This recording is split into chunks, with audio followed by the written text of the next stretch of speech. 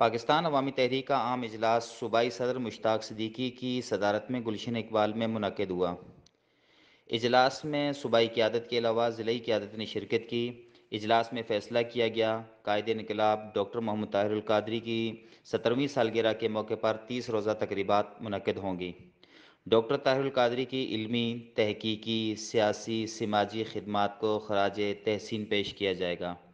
اس سلسلے میں 19 فروری پاکستان عوامی تحریک کے زیر اہتمام ایک تقریب آغوش میں منعقد ہوگی، جہاں قائدین ایک شام آغوش کے بچوں کے نام کریں گے۔